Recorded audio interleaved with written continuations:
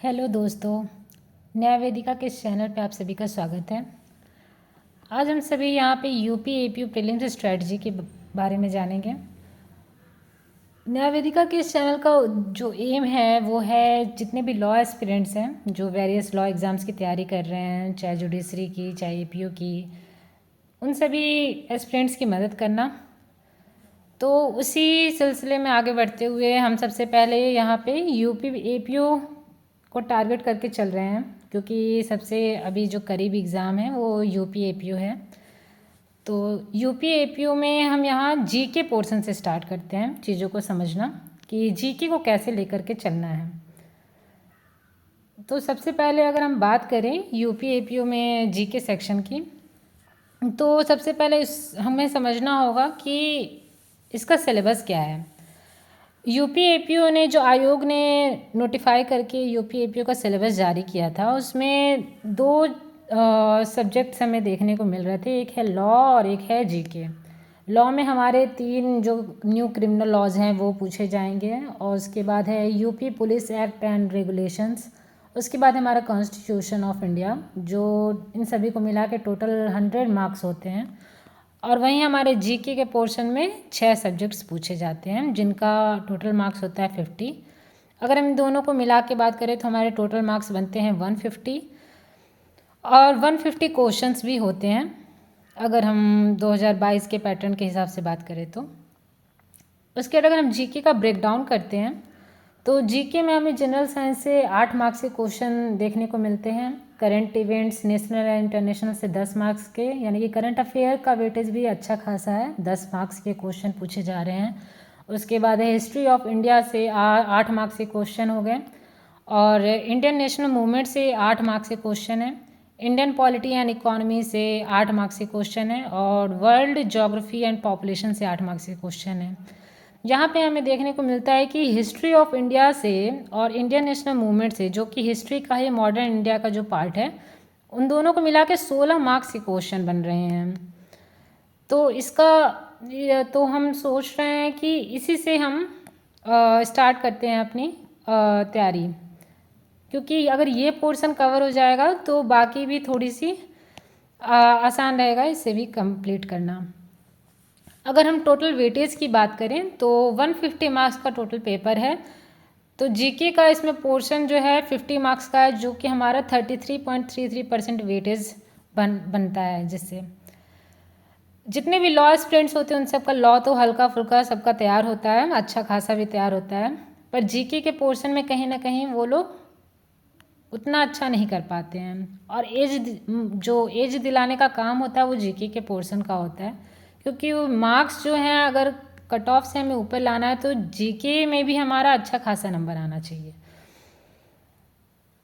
उसके बाद अगर हम हिस्ट्री ऑफ इंडिया की बात करें तो हिस्ट्री ऑफ इंडिया को हम 3 पार्ट में पढ़ते हैं। पहला है हमारा एंशिएंट इंडिया, दूसरा है मेडिवल इंडिया, और तीसरा है मॉडर्न इंडिया।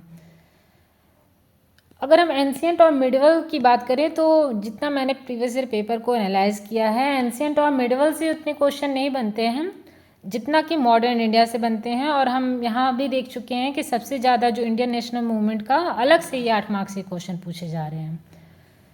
तो हम अपनी जो हिस्ट्री ऑफ इंडिया का जो सीरीज़ है उसमें सबसे पहले मॉडर्न इंडिया को कवर करेंगे। उसके बाद अगर आपका साथ ऐसे ही मिलता रहा, हम धीरे धीरे एंशिएंट और मिडिवल, उसके बाद बाकी सारे सब्जेक्ट्स को और फिर लॉ के सब्जेक्ट्स को भी कवर करेंगे। उसके बाद अगर हम मॉडर्न इंडियन हिस्ट्री की बात करें तो मॉडर्न इंडियन हिस्ट्री को हम इस तरह से डिवाइड करके पढ़ते हैं, जिसमें सबसे पहले यूरोपियंस कैसे आए इंडिया में, राइवल्स ऑफ यूरोपियन कंट्रीज़ की बात होती है। उसके बाद वो अपने किस तरह से विस्तार किए अपने इंडियन टेरिटरीज़ में, उसकी बात करते हैं। उसके बाद रिवॉल्ट कैसे हुआ ऑफ 1857 का, क्या क्या कारण थे, परिणाम क्या थे, किसने कहाँ पे कौन सा आंदोलन किया, ये सारा इंपॉर्टेंट हो जाता है। फिर उसके बाद है peasant movements and tribal revolt. उसके बाद है सोशियो रिलीजियस रिफॉर्म मूवमेंट, इससे काफ़ी क्वेश्चंस बने हैं पीवाईक्यू में। फिर development of press and Indian education से भी काफ़ी सारा क्वेश्चन बना है। Formation of Indian national Congress, इससे भी काफ़ी ज़्यादा क्वेश्चंस बने हैं। जुडिशरी में भी इससे काफ़ी, यूपी जुडिशरी में भी काफ़ी क्वेश्चंस बने हैं, और यूपी एपीयू में भी काफ़ी क्वेश्चंस बने हैं।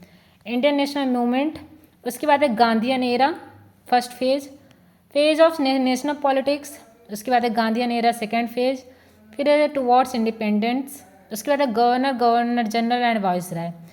ये जो यहाँ से लेके ये सारे पोर्शंस हैं, इससे काफ़ी ज़्यादा क्वेश्चन बने हैं। प्रेजेंट मूवमेंट से भी अच्छे खासे क्वेश्चंस हैं, पर इन सबको पढ़ने के लिए हमें थोड़ा सा इसका भी ओवरव्यू लेना पड़ेगा, ताकि एक हमारा फ्लो बना रहे, चीज़ों को समझने में थोड़ी आसानी हो कि कैसे कैसे चीज़ें आगे बढ़ी थी। अब हमारे पढ़ने की स्ट्रेटजी कैसी रहेगी, हम किस तरह से चीज़ों को कवर करेंगे, अब उसकी बात कर लेते हैं। जो हमारी टीचिंग स्ट्रेटजी रहेगी वो रहेगा, सबसे पहले हम कॉन्सेप्ट को क्लियर करेंगे टॉपिक वाइज। जो यहाँ पे हम टॉपिक देखे हैं सारा, ये टॉपिक वाइज कवर करेंगे। उसके बाद हम अगर उससे रिलेटेड जो भी PYQ हैं जो UP APO में पूछे गए हैं, वो सारे PYQ को कवर करेंगे। उसके बाद MCQ, अदर इम्पॉर्टेंट MCQ भी वही होंगे जो कि UP PCS चाहे UP जुडिशरी, इस तरह के एग्ज़ाम्स में अगर कोई भी MCQ अगर है जो इम्पॉर्टेंट है उस टॉपिक से रिलेटेड, तो हम वो जो MCQ है वो सारे कवर करेंगे। PYQ में हम केवल UP APO ओरिएंटेड रहेंगे, ताकि हमें पता रहे कि UP APO का पैटर्न कैसा है। MCQ भी कोई ऐसे क्वेश्चंस नहीं रहेंगे जो कभी भी किसी भी एग्ज़ाम्स में पूछे गए हैं। सारे MCQ जो हैं वो किसी न किसी एग्ज़ाम्स में पूछे ही गए होंगे, और उम्मीद होगा कि हाँ वो पूछा जा सकता है UP APO में, तो हम उसी MCQ को कवर करेंगे। तो चलिए फिर स्टार्ट करते हैं हमारी तैयारी। स्टार्ट योर प्रिपरेशन विथ न्याय वेदिका। तो अगर हम हिस्ट्री की बात करें, हम अराइवल ऑफ यूरोपियन कंपनीज सबसे पहले देखते हैं कि मॉडर्न हिस्ट्री में सबसे पहला टॉपिक हमारा होता है अराइवल ऑफ यूरोपियन कंपनीज। तो सबसे अगर पहले जो क्रोनोलॉजिकल ऑर्डर की बात की जाती है कि कैसे कैसे जितने भी यूरोपियंस हैं वो भारत में आए। अगर हम मॉडर्न इंडिया की बात करें तो इसका जो स्टार्टिंग होता है वो अराइवल ऑफ यूरोपियन कंपनीज से होता है। अगर हम chronological order of arrival of traders की बात करें, और यहाँ ध्यान रखिएगा कि यहाँ पे बात की जा रही है कि ट्रेडर्स किस तरह से भारत में आए थे, उसका ये क्रम है, ना कि कंपनीज़ के आने का क्रम है। कंपनी के इस्टेब्लिशमेंट की डेट्स अलग होती हैं, पर वो किस तरह से किस क्रम में भारत आए थे उसकी डेट्स अलग होती हैं। तो सबसे पहले जो भारत में जो यूरोपियंस कंट्री से लोग आए थे उसमें सबसे पहले पुर्तगीज़ थे, और दूसरे नंबर पे डच थे जिनको हम हॉलैंड या नीदरलैंड के नाम से भी जानते हैं। तीसरे नंबर पे इंग्लिश थे, ब्रिटिशर्स, और चौथे पे थे डेनिश, डेनमार्क, और पाँचवें पे थे फ्रेंच। अब अगर हम chronological order of arrival of companies in India की बात करें तो यहाँ पे सबसे पहले पुर्तगीज़ भारत में आए थे। तो इन्होंने 1498 में इनका आगमन का तारीख है, और कोचीन में 1503 ईस्वी में इन्होंने पहली फैक्ट्री अपनी स्थापित की थी। उसके बाद इंग्लिश यानी कि ब्रिटिशर्स 1600 CE में आए, और इन्होंने सूरत में 1608 CE में पहली फैक्ट्री इस्टेब्लिश की। डच ने 1602 ईस्वी में ये आए, और मसूलीपट्टनम 1605 CE में इन्होंने स्थापित की अपनी फैक्ट्री। डेनिश 1616 CE में आए, और त्रावणकोर तंजौर में इन्होंने 1620 CE में अपनी फैक्ट्री स्थापित की। उसके बाद फ्रेंच का आगमन हुआ सबसे अंत में 1664 CE में। इन्होंने अपनी फैक्ट्री जो है सूरत में स्थापित की थी 1668 CE में। अब हम एक एक करके इन सभी की बात कर लेते हैं। तो सबसे पहले पुर्तगीज़ की बात करते हैं। अगर पुर्तगीज़ की बात करें तो भारत में सबसे पहले पुर्तगाल से वास्को डी गामा आया था। लोग बोलने के लिए कह देते हैं कि वास्को डी गामा ने भारत की खोज की थी, पर ये गलत है। भारत तो पहले से ही था, भारत की किसी ने खोज नहीं की थी, पर हाँ उन्होंने जो रूट था भारत आने के लिए, यूरोप से भारत आने के लिए, उस रूट की खोज की थी। एक मिनट मैं आपको समझा देती हूँ। ये रहा हमारा यूरोप और ये रहा हमारा भारत। तो यहाँ से ये लोग पहले स्थल मार्ग से भारत आते थे व्यापार करने के लिए, जिसमें भारत में ये लोग वस्त्र और मसालों के लिए आते थे। यहाँ पे कपास की खेती अच्छी होती थी और मसाले भारत में अच्छे मिलते थे, तो ये यूरोपियंस कंट्री में अवेलेबल नहीं थे, तो इसके लिए यूरोप जो है यूरोपियंस भारत आते थे, पर वो स्थल मार्ग से आते थे। पर क्या हुआ कि यूरोपियंस के आने के क्रम में यहाँ पे एक जगह पड़ती थी कुस्तुनतुनिया, जिसको हम तुर्की के नाम से भी जानते हैं। तो यहाँ पे अरबों का आक्रमण हो गया। तो जब अरबों का आक्रमण हुआ तो उन्होंने ये रूट जो है वो बंद कर दिया। तो अब यूरोपियंस को आवश्यकता हुई कि हमें दूसरा रूट खोजना पड़ेगा। तो पुर्तगाल से वो लोग ये दूसरा रूट पकड़ के, जो कि साउथ अफ्रीका से होता हुआ भारत आता था, ये रास्ता पकड़ के वो यहाँ भारत आए। तो वास्को डी गामा पहली बार इसी रूट के सहारे भारत आया और ये 17 मई 1498 को कालीकट केरला में पहुँचा था।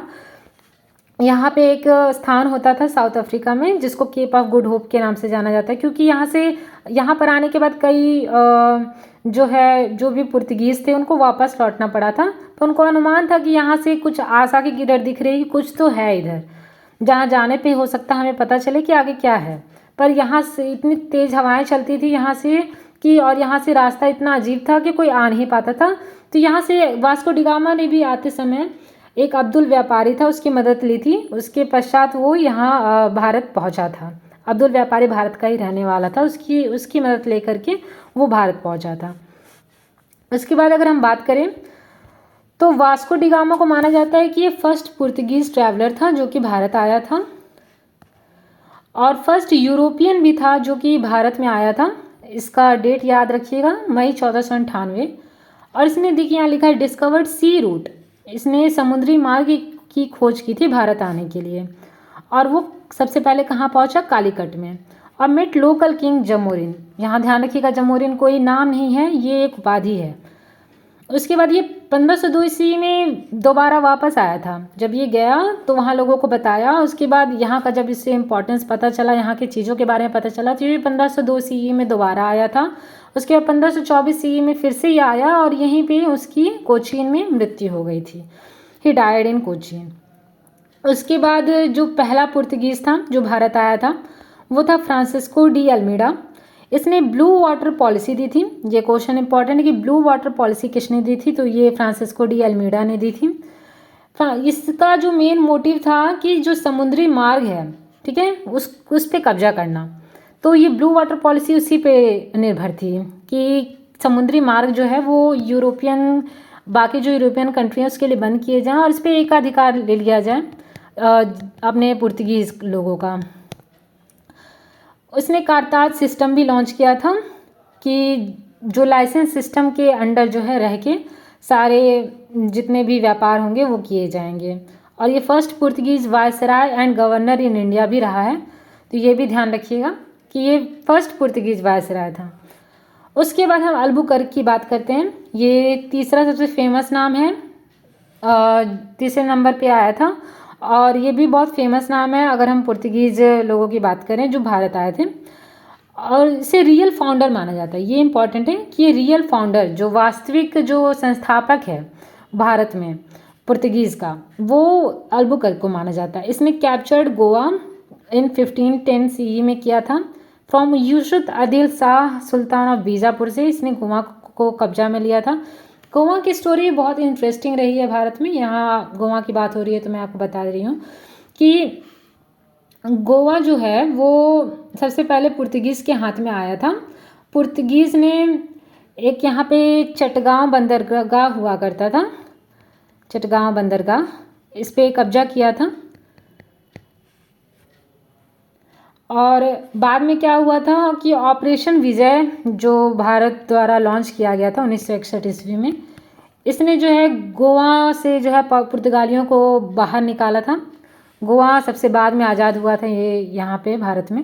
1961 में की बात है कि ऑपरेशन विजय लॉन्च किया गया था और पुर्तगीज़ को बाहर निकाला गया था। 1961 में गोवा को जो है वो यूटी बना दिया गया था, यूनियन टेरिटरी। और 1987 में जो है इसे गोवा को पूर्ण राज्य बनाया गया था, एक स्टेट का दर्जा दे दिया गया था और ये 25th स्टेट गोवा बना था। और इसने prohibition of Sati system in Goa, ये इसका भी श्रेय है वो अल्बुकर्क को जाता है। First European and Portuguese builder of the fort of in Cochin India 1503 AD। Acquired Malacca major market in South Asia. South Asia का जो एक मेजर मार्केट हुआ करता था मलक्का और हारमुज, ये दोनों पे इसने कब्जा किया था। यहाँ पे जो मलक्का और हारमुज जो है वो दो जल संधियाँ हुआ करती थी। जैसे कि अगर ये भारत है तो ये रहा हमारा अरब सागर, अरेबियन सी, और यहाँ पे हुआ करता था हमारा बंगाल की खाड़ी। तो यहाँ पे हमारा हारमुज जल संधि था और यहाँ पे था मलक्का जल संधि। तो यहाँ पे भी इसने अधिकार कर लिया और यहाँ पे भी इसने अधिकार कर लिया अल्बुकर्क ने। उसके बाद अगर हम नीनो डी कुन्हा की बात करें तो अभी तक कैपिटल पुर्तगीज़ की कोचीन हुआ करती थी और ये इसने जो है गोवा ट्रांसफ़र कर दी थी।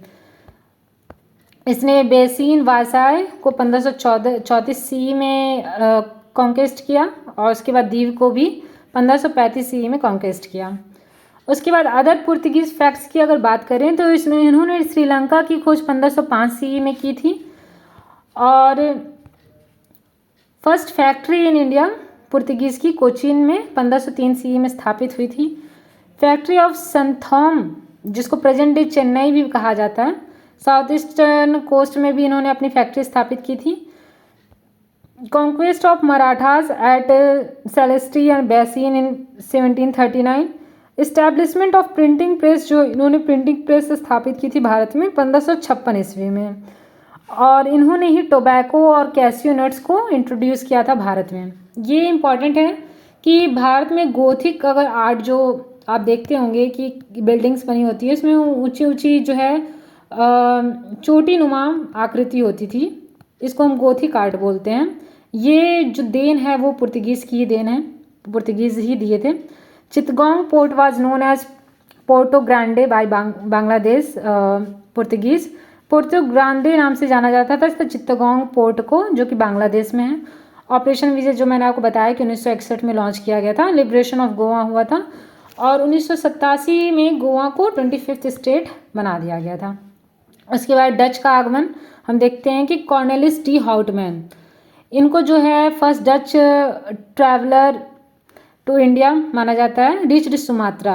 इन लोगों का मेन फोकस जो है भारत ना होकर के इंडोनेशिया था, शायद यही इनकी हार का कारण भी रहा भारत से, और ये सुमात्रा इंडोनेशिया पे ही ज़्यादा फोकस करके चलते थे।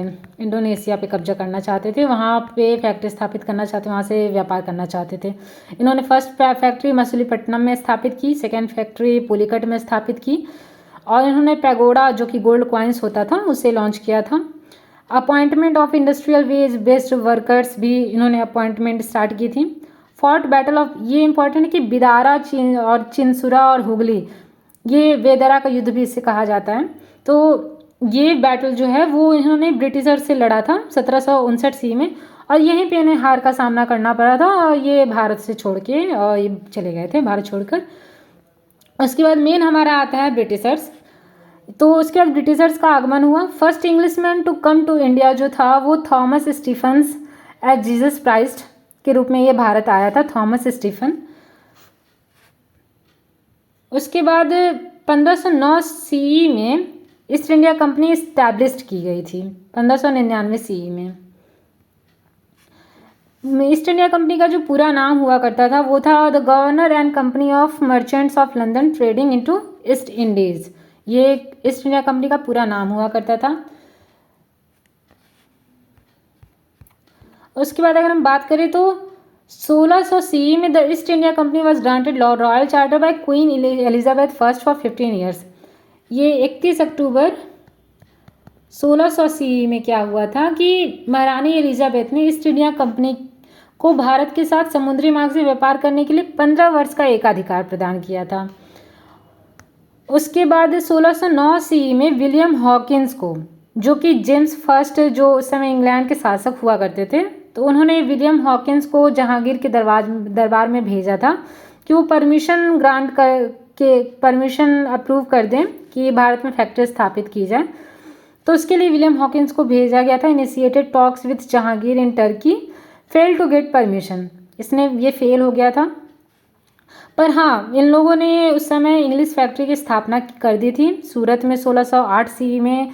फेल्ड हो गए थे पर अनऑफिशियल रूप से इन्होंने 1608 ईस्वी में सूरत में स्थापना कर दी थी फैक्ट्री की। उसके बाद मसूलीपट्टनम में आंध्र प्रदेश में जो कि है टेम्पररी फैक्ट्री बनाया था, जो कि फर्स्ट ऑफिशियल मानी जाती है। और सूरत में 1613 सी में परमानेंट फैक्ट्री बना ली। ये टेम्पररी थी और ये परमानेंट हो गई। इसके डायरेक्टर जो थे वो थॉमस एडवर्थ थे। 1615 सी में सर थॉमस रो अराइव्ड हुए जहांगीर कोर्ट में। अब यहाँ पे सर थॉमस रो का आगमन हुआ था। ये भी जेम्स फर्स्ट के ही काल में आए थे। इंग्लैंड में उस समय जेम्स फर्स्ट का शासन काल था और ये दोनों ही जो है चित्रकला में रुचि रखते थे। शायद इसी सोच के साथ सर थॉमस रो को भारत भेजा गया था कि ये परमिशन शायद लेने में सफल हो जाए।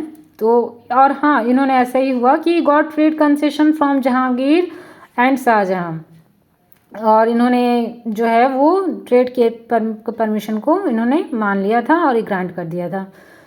इनकी बुक जो है वो पूर्वी देशों की यात्रा है, ये इम्पॉर्टेंट है। और 1600 यहाँ हम देख सकते हैं कि किस तरह से जो भारत के जो है 3 जगहों पे जो 3 मेजर पोर्ट्स थे भारत में, वहाँ पे अंग्रेज पूरी तरह से कब्जा हासिल करते हैं। बंगाल में 1698 में फोर्ट विलियम पे इन्होंने कब्जा स्थापित कर दिया और 3 जो इलाके थे वहाँ के क्षेत्र थे सूतानाती, गोविंदपुरा और कालीकता, जिसको आज कोलकाता के नाम से जानते हैं, यहाँ पे इन्होंने कब्जा कर लिया।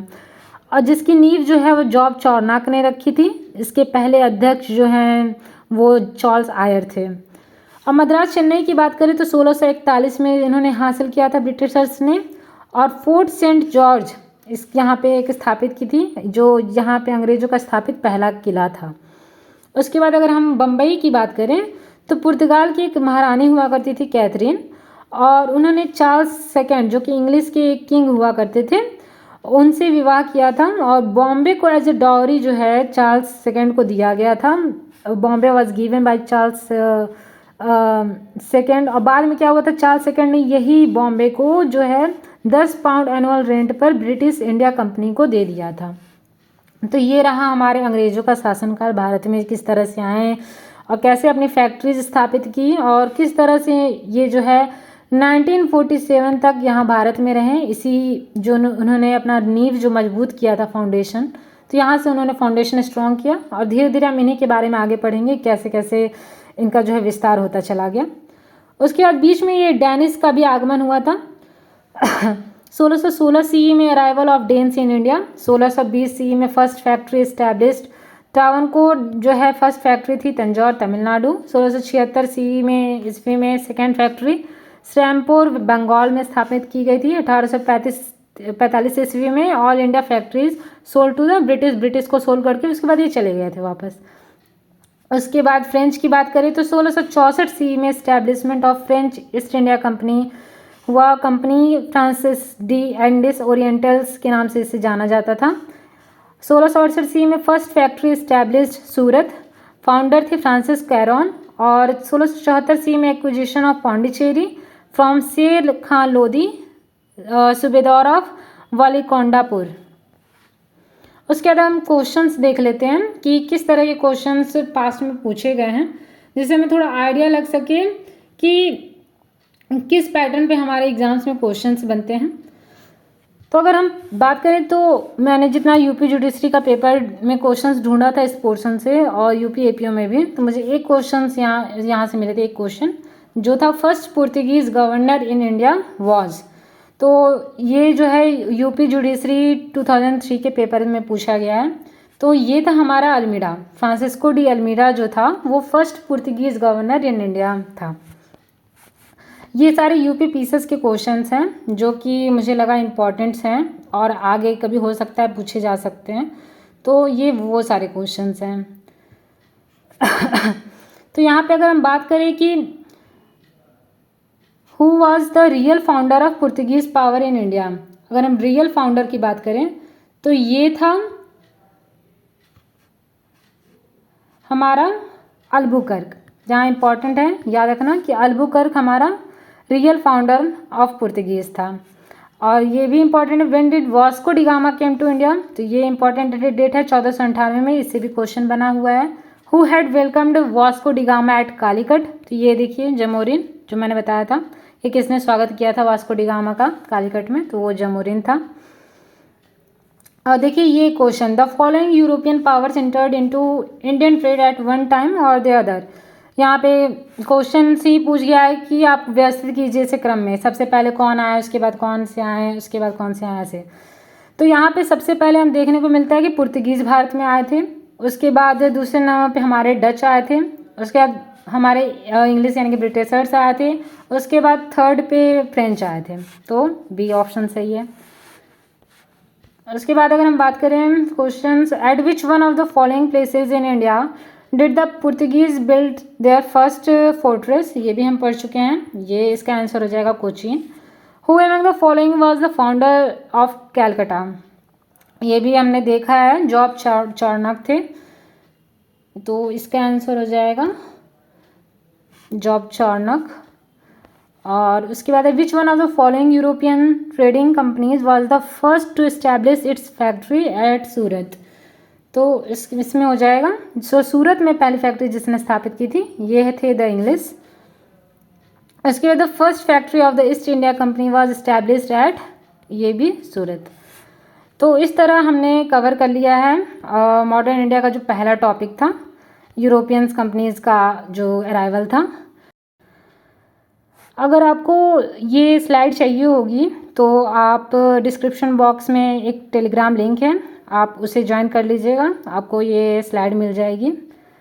Thank you for watching this video guys, और आपका साथ ज़रूरी है तभी हम आगे इस सीरीज़ को कंटिन्यू कर पाएंगे। धीरे धीरे हम जितने भी जीके के और भी सब्जेक्ट्स हैं उसको कवर कर लेंगे, और उसके बाद अगर आपका साथ मिलता रहा तो हम लॉ के भी पोर्शंस को कवर करेंगे विथ PYQ एंड MCQ। उम्मीद करते हैं कि आपको ये सेशन पसंद आया होगा, इसे लाइक कीजिएगा। ओके, थैंक यू, मिलते हैं अगले सेशन में।